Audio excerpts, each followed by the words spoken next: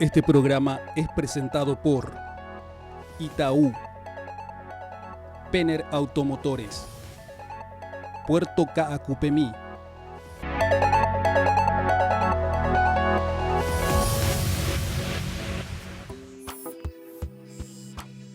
Bienvenidos a una emisión más de MFM Pro. Soy Fabricio Vázquez y en este programa vamos a abordar el tema de las economías urbanas, principalmente la movilidad, atendiendo que las zonas urbanas han ganado una gran trascendencia económica y son la sede tanto del empleo como del desarrollo de sectores muy importantes y que en Paraguay se han expandido bastante, como el sector comercial y el de servicios, y sobre todo porque tiene un área de influencia geográfica muy importante. Vamos a hablar de Asunción y sobre todo del Gran Asunción. Estamos hablando especialmente del Departamento Central, que se vincula cotidianamente a Asunción, y hacemos referencia específicamente a los traslados que hace la población para trabajar, para consumir y para divertirse. Estamos hablando de servicios principalmente.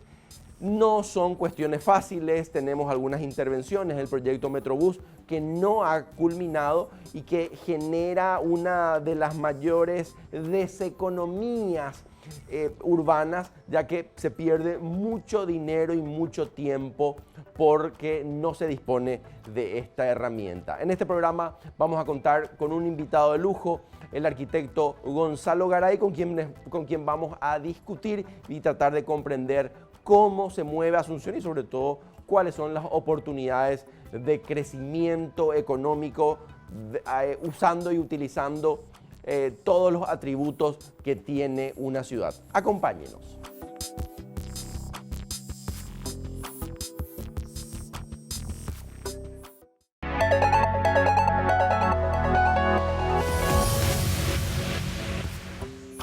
Iniciamos de esta forma nuestro programa de MFM Pro de hoy, abordando un tema que en las últimas semanas ha hecho mucho ruido, el conflicto de los taxistas con las plataformas de movilidad como Uber, como Move, pero creemos justamente que este evento es una señal de una problemática y unos desafíos mayores para la ciudad de Asunción, que es la movilidad urbana. Por eso, en el programa de hoy tenemos como invitado al arquitecto urbanista Gonzalo Garay, conocido ya hace varias décadas como uno de los principales impulsores, preocupados, generadores de ideas alternativas y sobre todo uno de los grandes pensadores sobre la Asunción actual y la Asunción del futuro.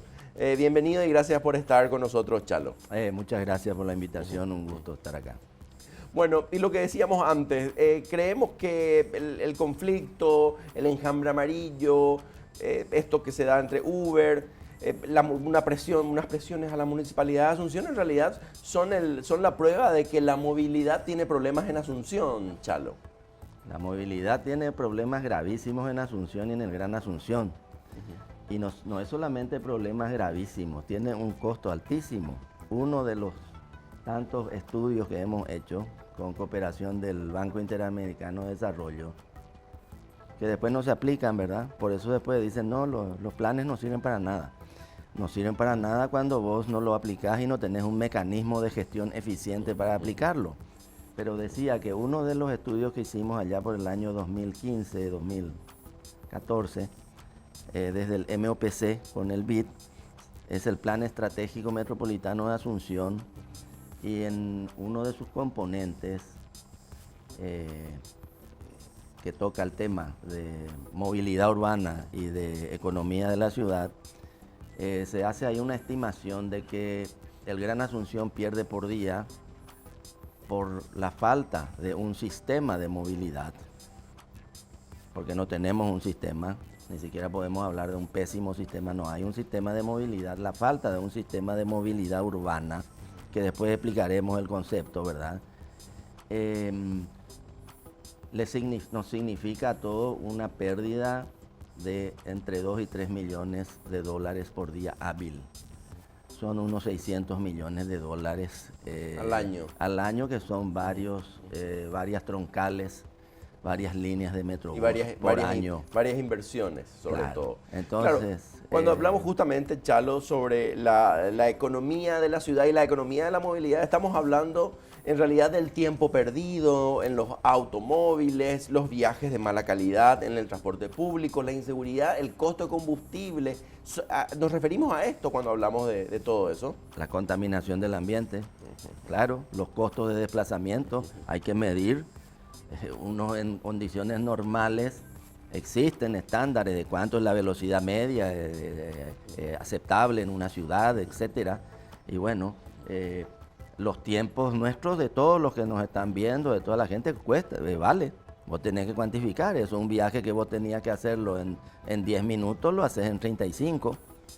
Eso tiene un costo, ¿cómo no va a tener un costo? Sea en el medio que sea, ¿no?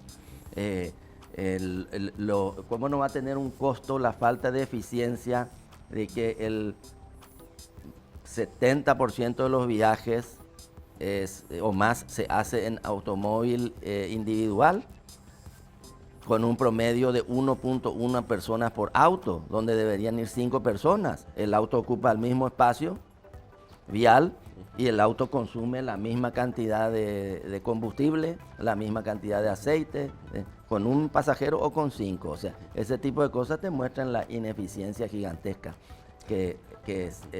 con la cual nos movemos nosotros. Totalmente. Chalo, si hacemos una historia de la Asunción de los 70, la Asunción de los 80, incluso la Asunción de los años 90, y por qué no, en realidad, Asunción y Gran Asunción de todas estas décadas, donde éramos menos habitantes y sobre todo donde éramos más pobres, donde no podíamos soñar con tener con que la mayor parte de las familias tenga un automóvil.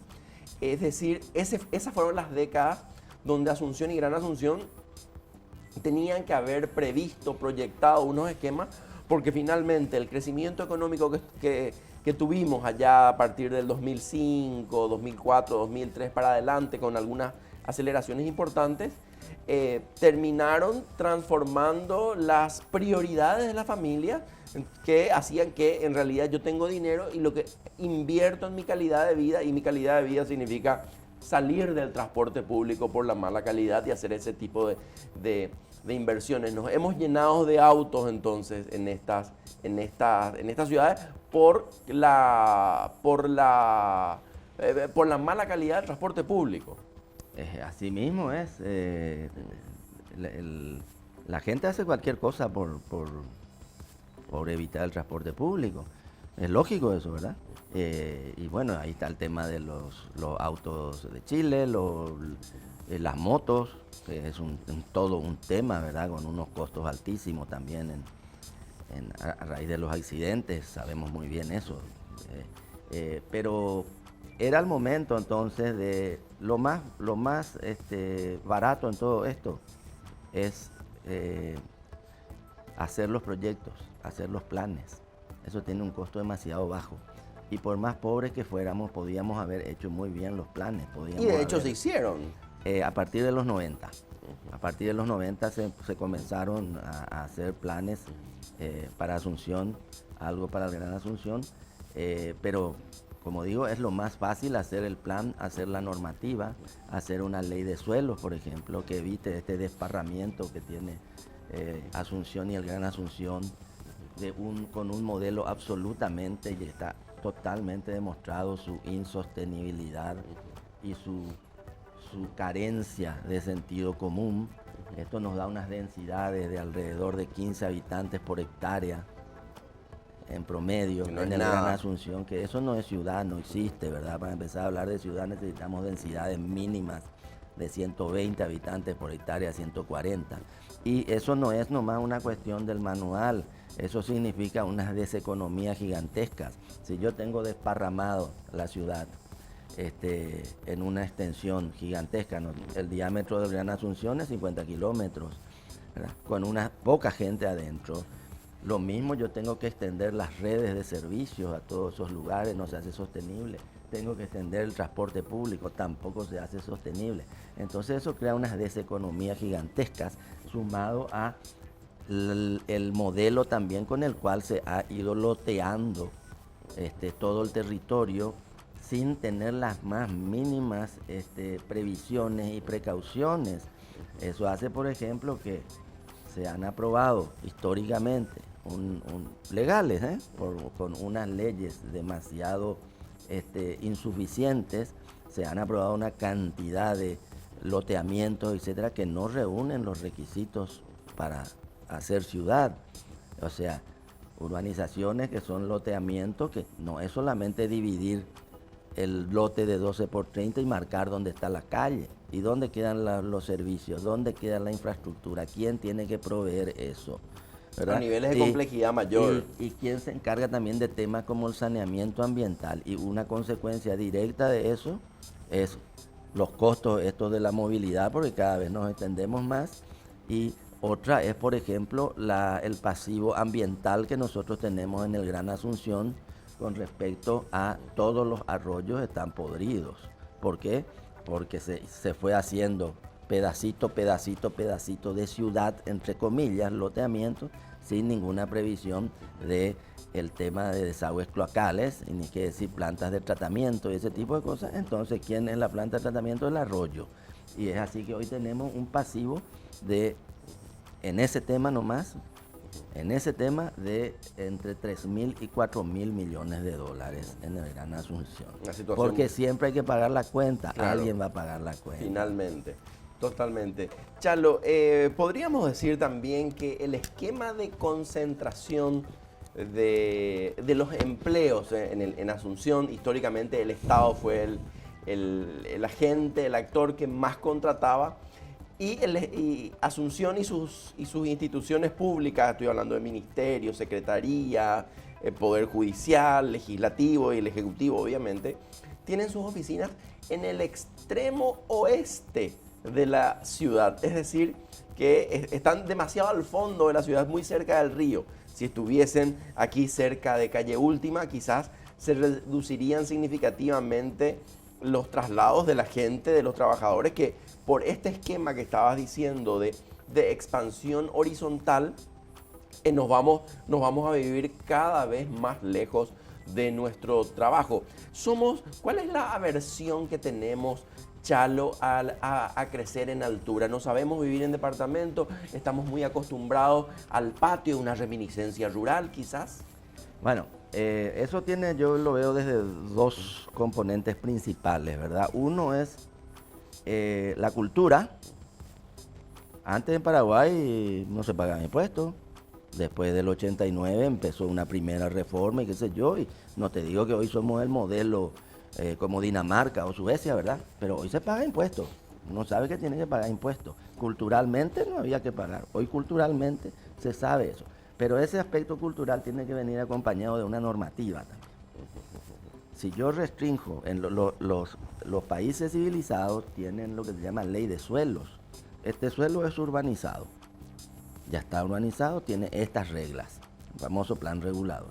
Este suelo podrá ser urbanizable cumplidas estas condiciones. Hoy no es urbano, es urbanizable, si cumple. Y esto no es urbanizable. Eso se va modificando evidentemente porque siempre hay un crecimiento, ¿verdad? Entonces vos tenés que fomentar la densidad y tenés que ayudar a ese cambio cultural que hoy está sucediendo. Evidentemente una persona, muchísima gente hoy dice, no, yo voy a vivir en un departamento, aunque sea chico, pero bien ubicado. Entonces me compro el departamento si puedo en Barrio Jara, o en las Mercedes, que son lugares excelentes, están cerca del centro, cerca del agua, de la costanera, cerca de los dos centros. Todo, claro. Entonces, en vez de con ese mismo dinero ir a comprarme a no sé dónde, en un municipio, en la casa grande, y me hago la casa y que no, porque esa persona se da cuenta que la localización es sumamente importante. Entonces, esos patrones culturales van cambiando, pero eso tiene que ser acompañado también de incentivos. Y, por ejemplo, la AFD hay que multiplicar por 50. Se debería multiplicar lo que invierte en ayudar a bajar las tasas de las entidades financieras, que se puedan hacer tasas de créditos hipotecarios, que históricamente tampoco tuvimos, como tampoco tuvimos una política, ¿verdad?, habitacional y de vivienda social para producir lo que vos decís. Entonces, eso es lo que se ha producido. Sumado a eso, Por supuesto, no se puede estar en 100 metros cuadrados todo, pero en temas de planificación urbana, de desarrollo urbano, está lo que se llaman las nuevas centralidades. Y esas nuevas centralidades están a diferentes escalas. Vos tenés que pensar eso a nivel de país. Famoso es que nosotros, Asunción es todo el Paraguay. Han surgido ahora otros centros, ¿verdad? Ciudad del Este, Encarnación, Coronel Oviedo, algo. Pero eso tienen que ser políticas nacionales de desarrollo territorial. Claro, de desarrollo territorial, con todas las... Y eso solamente se hace con un proyecto. La misma cosa a nivel Gran Asunción, pues que sea una centralidad cada uno de los municipios buscándole sus potenciales, etc. Y algunas cosas sí están en Asunción. Y dentro de Asunción también a una tercera escala, las nuevas centralidades que se dieron espontáneamente. ¿Por qué se dieron? Porque alguien del sector empresarial ubicó un shopping en Villamorra o en la zona acá cercana, entonces eso genera una cantidad de cosas. Y en la zona de Santa Teresa, donde están los estudios de PRO. Que no está mal en este caso, ¿verdad? Pero esas deberían ser políticas públicas. Están hechos los planes, ¿verdad? Pero como te digo, los planes están para decir que están los planes, porque generalmente no se ejecutan. Claro, entonces con este esquema lo que tenemos, o sea, la única opción que tienen los habitantes ante la inexistencia de oferta de crecimiento vertical, estos departamentos que son todavía, que justamente la oferta privada privilegia algunos estándares superiores de ingreso y el Estado no muestra, o las políticas públicas no muestran el camino para que los desarrolladores inmobiliarios puedan atacar a una demanda gigantesca, que es la demanda de la clase media baja, por llamarlo de alguna forma. Entonces tenemos una expansión de la mancha urbana, Chalo. Sí, así es. Justamente con Manuel Ferreira hace años ya, en uno de los estudios que hicimos en su momento para la Franja Costera, justamente hablábamos y veíamos el proceso de producción de nuestra ciudad. Y el proceso de producción de nuestra ciudad, hablo del Gran Asunción, está dada por el mercado.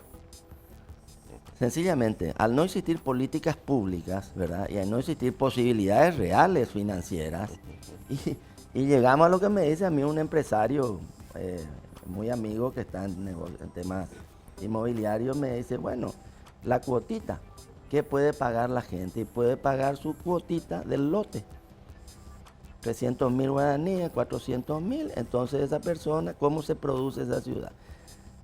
Paga con un costo financiero gigantesco, esa gotita está a 40 kilómetros de la ciudad, tampoco tiene acceso a créditos accesibles, entonces después cuando puede consigue una platita de, no sé, una cooperativa, y hace la piecita y el baño y no sé qué cosa. Con el aguinaldo agrega otro y así dormitorio. Y ese es el proceso de producción de nuestra ciudad, pero hoy día eso es absolutamente insostenible y hay indicadores que demuestran claramente que eso es insostenible. Uno de ellos es otro plan que hicimos también con el BID, otro proyecto que se llama el Plan ICES Gran Asunción, Iniciativa de Ciudades Emergentes y Sostenibles, que es un diagnóstico y unas propuestas bien claras, pero clarísimo, con números, con indicadores. Podemos hablar después de eso. También, es decir, los problemas urbanos, la expansión del crecimiento horizontal de la mancha urbana genera una serie de problemas que ya estuvo anunciando el arquitecto Garay, pero que vamos a volver después de la pausa para analizar las características de la movilidad, cómo nos movemos en la ciudad. Quédese con nosotros.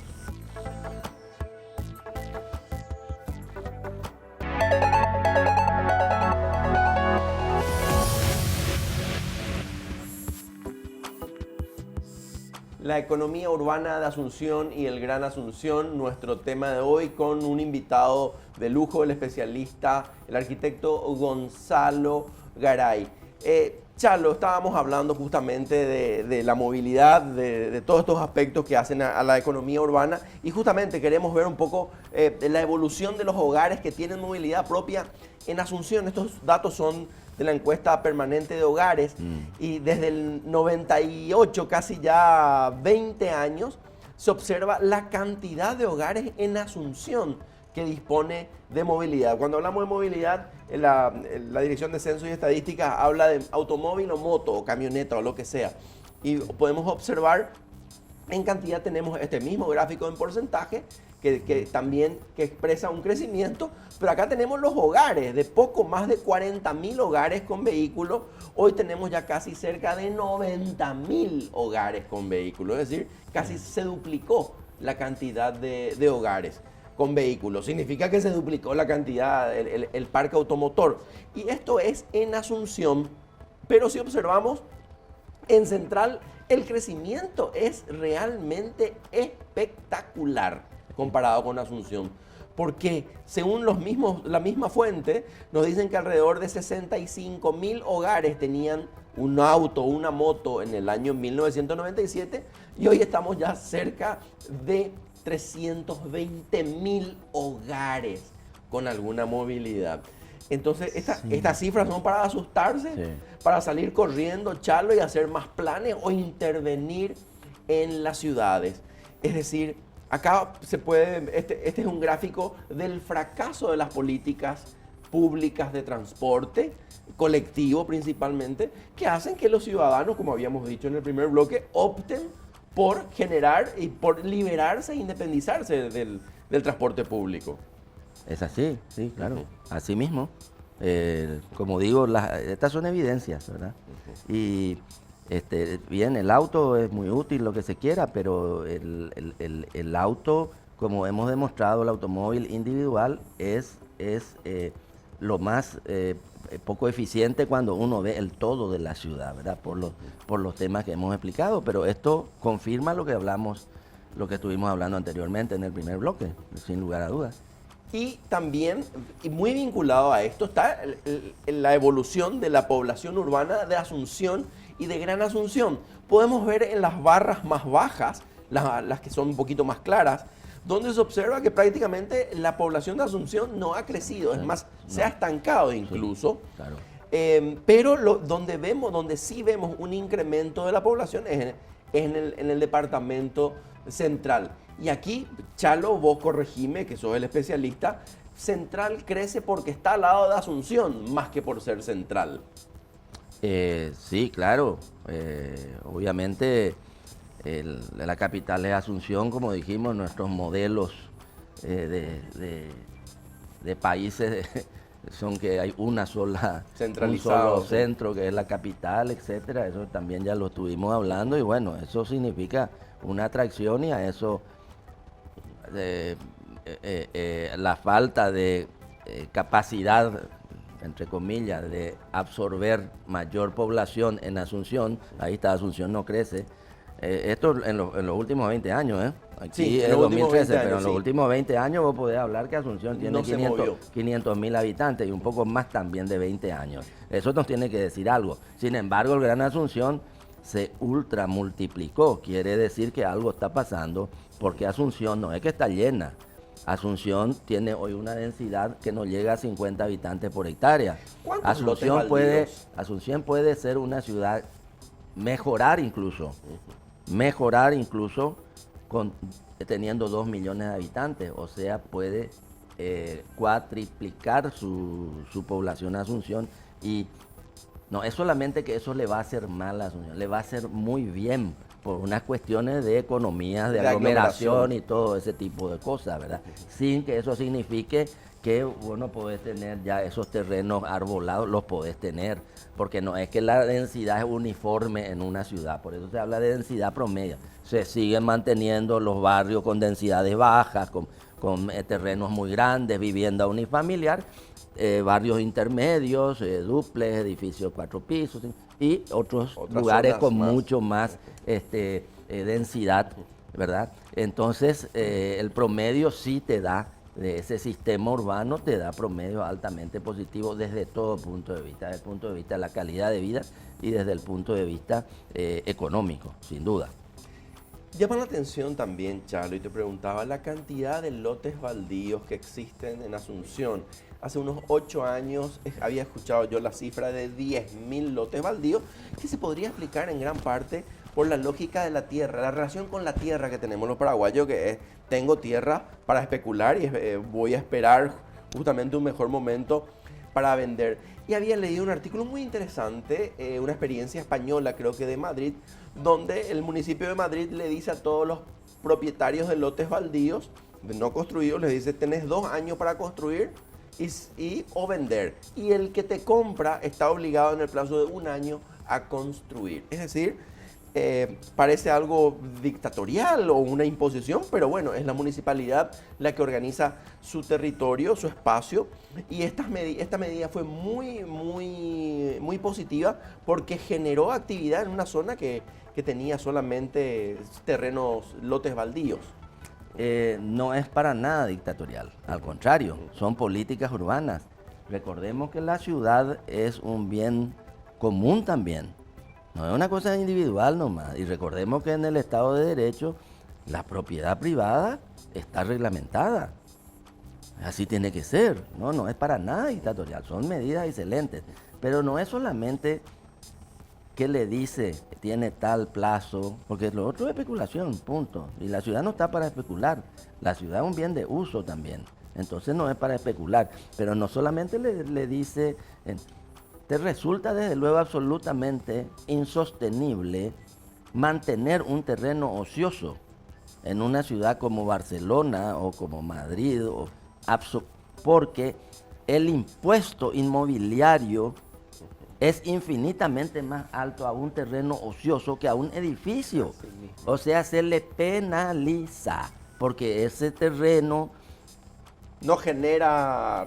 No genera ciudad, sin embargo, está aprovechando o mal aprovechando toda una infraestructura que ha costado, años de años hacer, que ha costado mucho dinero, tanto del sector público principalmente, como del sector privado.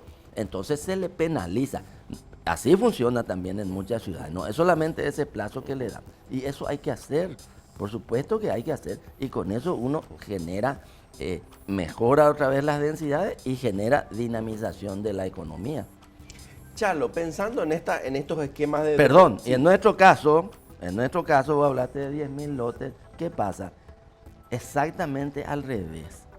El lote baldío paga menos. Puede estar en calle Palma, conozco lotes baldíos que hay una muralla, una cortina de enrollar y vos abrís y no hay nada. Recuerdo que un proyecto profesional en calle Palma, que era un edificio de oficinas y departamentos de mediano porte, presento los planos y me dice tiene que presentar plano de demolición de lo existente.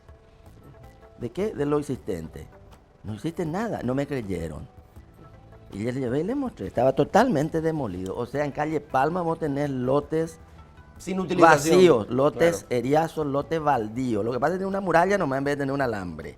Y no te das cuenta. Y ese lote paga infinitamente menos impuestos.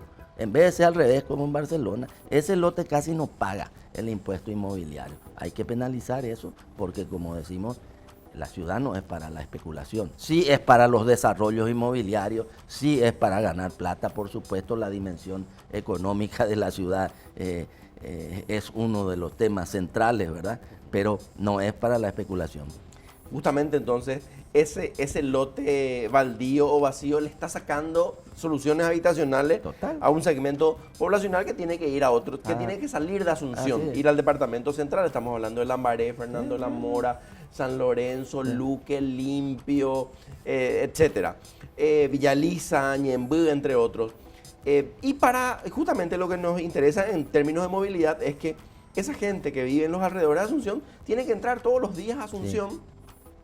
Y tienen que entrar por uno de los dedos de Asunción. Si imaginamos que Asunción es una mano, y los dedos son las avenidas, Acceso Sur, Eusebio Ayala, Mariscal López, norte, España, el Acceso Norte ahora. 5, sí. Son las vías por las cuales ingresa la población. Y el proyecto Metrobús era una de las intervenciones emblemáticas en el eje de ingreso y salida de pasajeros la vena más grande entre Asunción y el Gran Asunción, y no ha funcionado, Chalo. Ahí hay que explicar muy bien lo siguiente. En todo este tipo de cosas, de proyectos públicos, digamos, una cosa es el proyecto en sí, el proyecto técnico, los estudios de factibilidad, los estudios de ingeniería, los estudios de la factibilidad económica, ambiental, social, técnica de un proyecto, financiera. Ese es el proyecto, que puede estar muy bien hecho. Lo segundo de un proyecto es el proceso público, el proceso de licitación, que puede ser bueno, muy bueno, regular, malo, muy malo.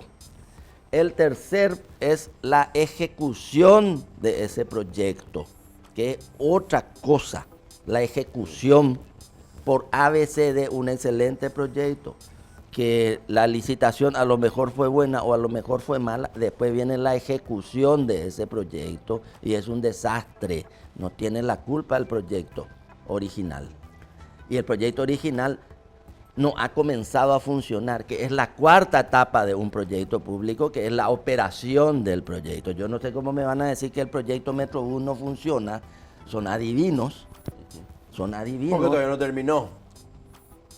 No está instalado. No funcionó una hora, o sea, que funcione una hora por lo menos, no digo un día, y ahí que me vengan a decir no funciona. Quiero que me digan cómo saben que no funciona algo que no existe todavía, porque eso quedó en la tercera fase, el inicio de la tercera fase, que es la ejecución de la obra. Y Asunción y el Gran Asunción, por ningún motivo no se puede dar el lujo de tirar a la basura el Metrobús. Cámbiele de nombre, cámbiele de color, lo que quiera, pero eso es lo que nosotros podemos hacer, que se llama BRT, Bus Rapid Transit. En castellano, buses de tránsito rápido, ¿verdad? Eso tiene que ser. Y ese es el modelo de Curitiba, que después se tomó en Colombia, se lo mejoró y ese modelo se exporta. Por supuesto, van a entrar ahí en Google a decir que en tal lado no funcionó. Por supuesto, no hay nada. Hay ajuste que hacer siempre. Por supuesto, pero eso es lo que Asunción necesita y eso es lo que hace falta. Y es lo que podemos hacer. ¿Por qué? Porque un metro de Metrobús, un kilómetro de Metrobús cuesta entre 4 y 9, 10 millones de dólares. Acá te dicen metro, hay que hacer metro. Un metro cuesta entre 80 y 400 millones de dólares. Ese mismo. El kilómetro. Tener la relación. Vamos a poner un promedio al Metrobús, vamos a ponerle 7 millones de dólares contra un metro que cuesta 200 millones de dólares. Un subterráneo. Imposible, Claro, ¿verdad? totalmente. Imposible. Totalmente. No, Charlo, cuando te decía lo del Metrobús era que claro, por todos estos problemas que han tenido y que, bueno, el gobierno actual ha tenido un año para resolverlo y todavía no le ha encontrado. Parece que es demasiado complejo, no existe la voluntad. Pero mientras seguimos discutiendo y mientras grabamos este programa, tenemos miles de pasajeros embromados, miles de comerciantes embromados, sobre todo en la avenida Eusebio Ayala, que es una de las arterias comerciales más importantes del país incluso.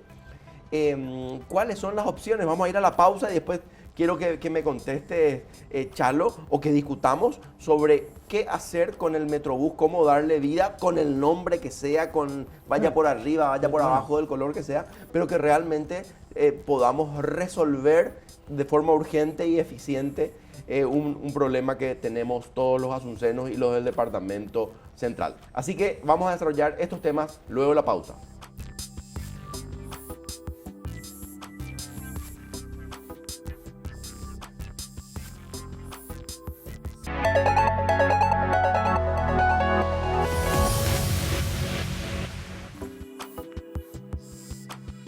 Volvemos a MF en Pro, nuestro programa, el único programa económico de la televisión paraguaya, y en esta oportunidad analizando la economía urbana, es decir, todos aquellos aquellos esquemas y modelos que nos permiten comprender cómo funciona una ciudad para que sea más eficiente en términos económicos y también sociales.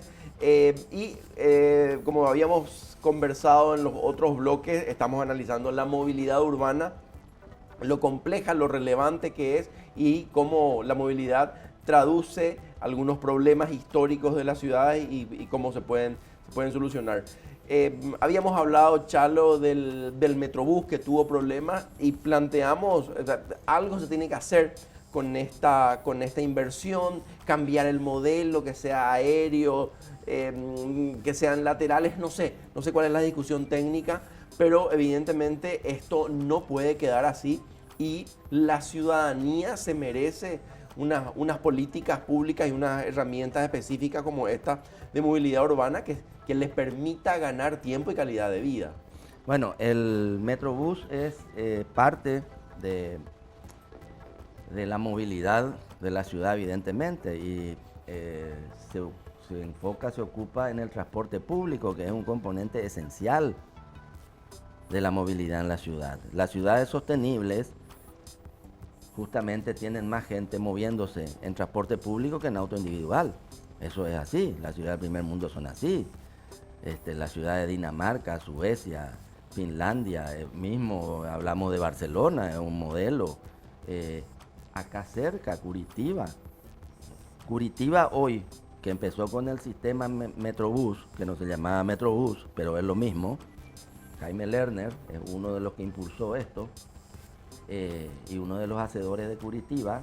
Hoy Curitiba, la última visita que hice, creo que fue hace 3 años, me explicaron que habían completado el sistema. Hoy vos no necesitas caminar más de... Hablo de Curitiba, no el Gran Curitiba. Curitiba. Vos no necesitas caminar más de 5 cuadras para tomarte un transporte público que es parte del sistema.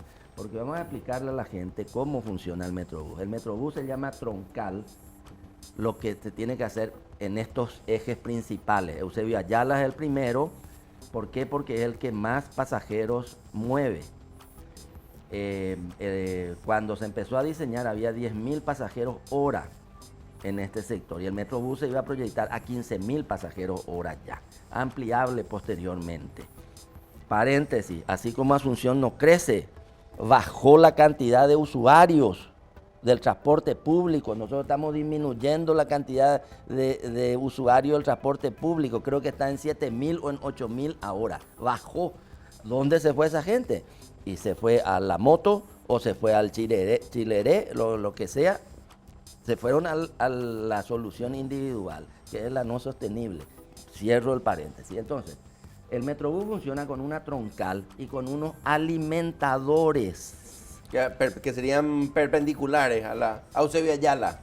En cada estación, por ejemplo, yo vivo cerca de la Universidad Nacional, metido ahí en un barrio. En el campus, en San Lorenzo. Hacia un costado, no vivo sobre la ruta, vivo a 10 cuadras de la ruta. Pero hay un rondín, se llama, un alimentador, un bus más chico que está circulando por ese barrio. Entonces yo tomo ese camino, seguramente 3 cuadras, tomo ese y me bajo en la estación. ¿Por el mismo precio? Por el mismo pasaje. Hoy día ya se tiene en el teléfono nomás ya. Bueno, con el mismo pasaje y me bajo y yo me quiero ir hacia la embajada norteamericana, por decirte, y me bajo entonces en la estación que está en Cuisec. Y ahí tomo otra vez por el mismo precio. Por el mismo precio dentro de un lapso de tiempo que se pone. Entonces con el mismo precio yo hice todo eso. Así funciona. Y el Metrobús de esta primera troncal es justamente la troncal de Eusebio Ayala, es la primera de 5 troncales. El plan maestro del Metrobús tiene 5 troncales en estos 5 dedos. ¿Cuáles son los otros en estos 5 dedos que vos mencionaste.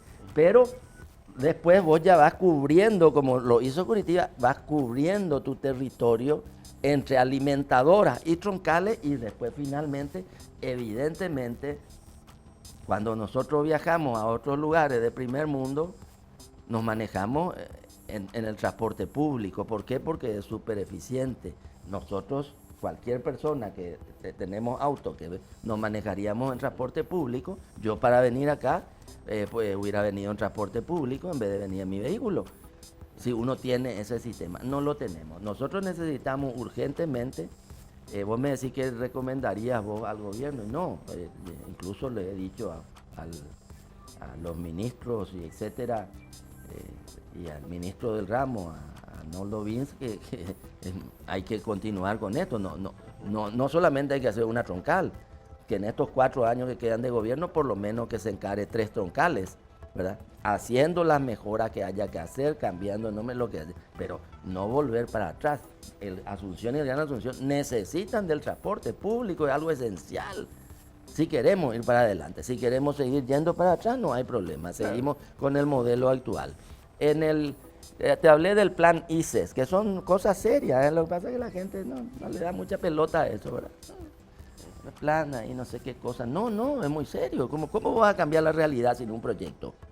¿Cómo vamos a cambiar la realidad de la salud pública en el Paraguay si no tenemos un proyecto? O con intervenciones aisladas no funciona. No. ¿Cómo vamos a cambiar la educación, la calidad de la educación sin un proyecto en serio? No hay manera de cambiar la realidad. Y en el transporte público también. Entonces, hay que trabajar eso, hay que mejorarlo, hay que tener un proyecto y hay que implementarlo, no hay la menor duda.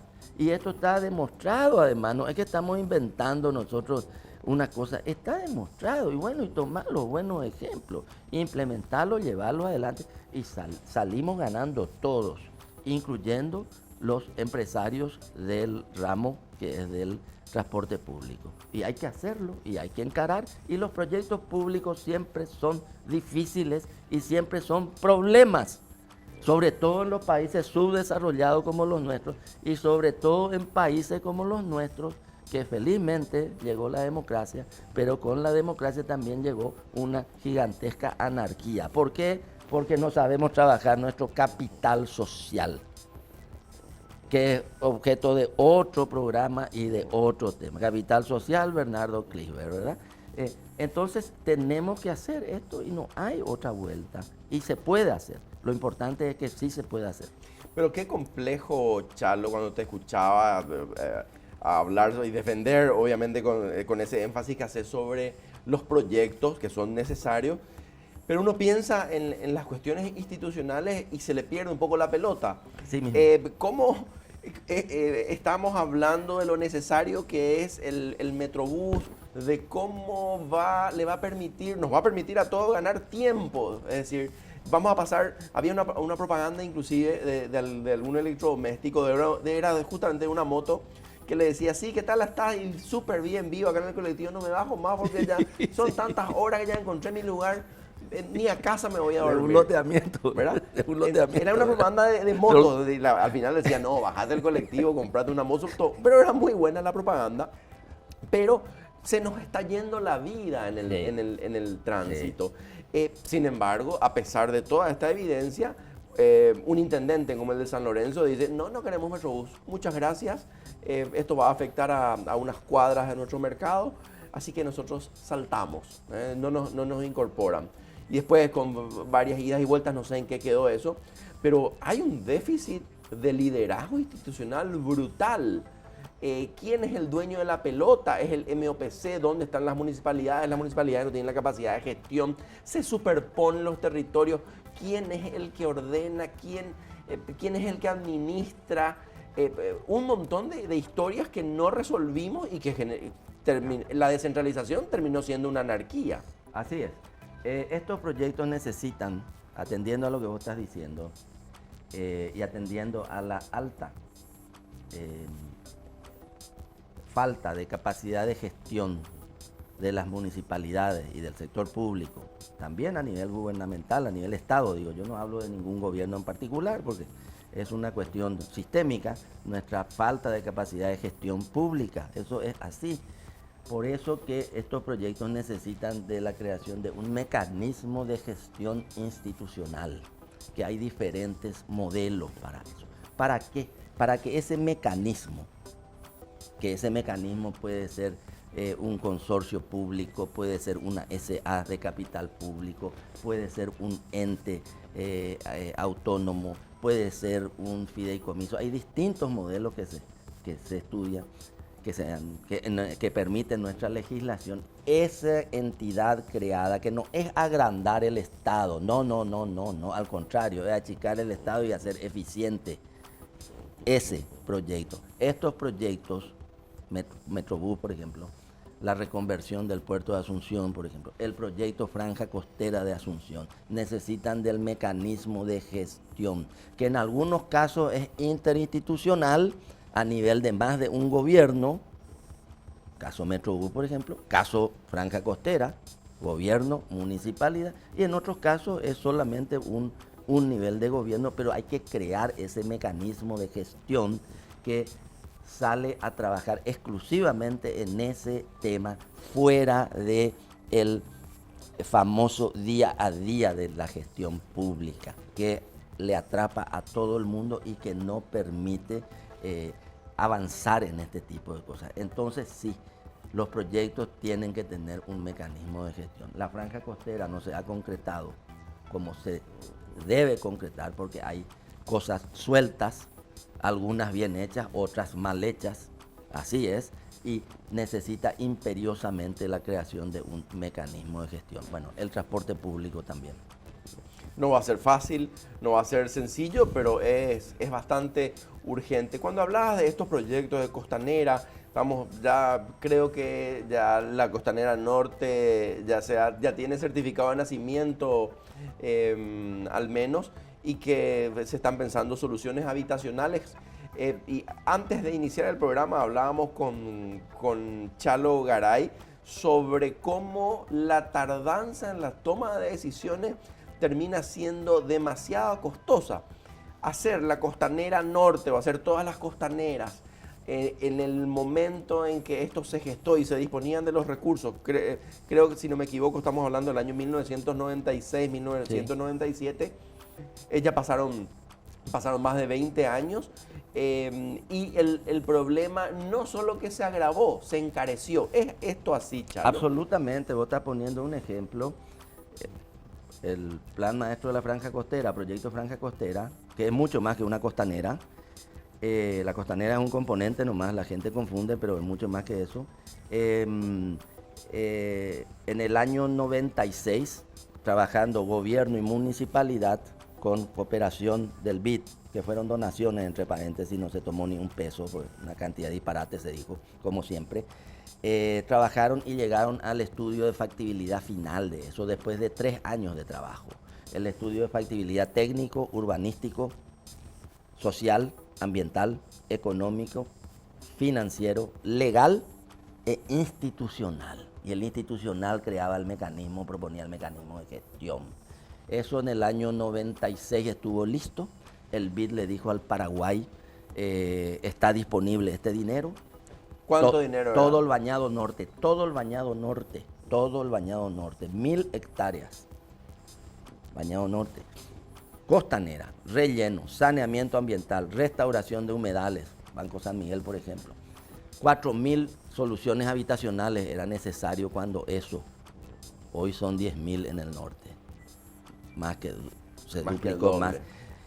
Los espacios públicos de calidad, el saneamiento de los arroyos como parques públicos, terrenos para inversiones de desarrollo inmobiliario del sector privado para que haya una mixtura de usos en estos lugares, esa ciudad que queremos, que habla la nueva agenda urbana, ¿verdad? La ciudad con densidad, la ciudad mixta, la ciudad que uno camina, la ciudad con crecimiento económico, con espacios públicos de calidad. Todo eso costaba 220 millones de dólares, con un cronograma de ejecución de 7 años. No se llegó a crear el mecanismo de gestión, cambió el gobierno municipal y el siguiente gobierno municipal que vino dijo, no, esto no hay que hacer de otra manera, no sé qué cosa. No se hizo. Obviamente el gobierno solo no lo iba a hacer. Entonces no se hizo y se destartaló todo. La historia se repitió en el año 2005. En el año 2005 se volvió a hacer todo el estudio, se iba a hacer la mitad del norte, en la misma historia. Y después de anunciarse que se tomaba el crédito, 2005 ya pasaron otra vez, ¿cuántos? 14 años. Después se acordó todo, gobierno nacional, presidente, intendente, y después el presidente de la República retiró el apoyo a ese proyecto y se dijo no se va a hacer, la municipalidad no puede hacer solo, en 2 oportunidades. Yo nomás lo que quiero comentar es cuánto, no solamente en calidad de vida, y quiero que la gente se imagine. En el 97 comenzaban las obras, se terminaban en el 2005, si querés. ¿Cuál hubiera sido el escenario de todo ese sector en el norte? Porque después iba a ser el sur también. Y no solamente cómo se hubiera mejorado la calidad de vida y la calidad de nuestra ciudad. Es importante tener una ciudad con calidad que sea atractiva. No solamente para el espíritu, sino que también para la billetera, claro, porque para una el ciudad turismo atractiva, vienen empresas, vienen y se instalan aquí, etcétera, etcétera, porque es atractivo. Por eso, ¿cuánto nosotros dejamos de ganar, ya hablando en términos estrictamente económicos, al no haber hecho eso? Y seguimos a tienta y etcétera, etcétera, y parece que no queremos aprender, si bien ahora hay finalmente una firma de un acta de compromiso entre el presidente de la República, el intendente de Asunción, por lo menos para ese tema de Franja Costera, de crear ese mecanismo de gestión, y hay un apoyo del Banco Mundial en eso ahora, después de no sé cuántos años. Pero la Franja Costera no se hizo por falta de ese mecanismo de gestión, como sí se hace en otros lugares. Puerto Madero tuvo su mecanismo de gestión y hay proyectos en todos lados del mundo que tienen ese mecanismo, entonces mediante eso pueden llevarse adelante y llevarse adelante con éxito. Bueno, estos casos nos hablan de las oportunidades, las deficiencias que hemos tenido históricamente, quizás porque culturalmente hemos sido durante mucho tiempo, cultural y espacial y económicamente hemos sido más rurales que urbanos, y nos cuesta todavía, parece, construir la ciudad. Entonces nos quedan como mensajes centrales las oportunidades de crecimiento urbano, crecimiento organizado, crecimiento rentable, optimización del espacio, que puedan convertir a Asunción, a Gran Asunción, en unas ciudades que vivan bien y, en el caso de la movilidad, que sean rápidas. Agradecemos mucho al arquitecto Gonzalo Garay por su presencia y será hasta una próxima oportunidad.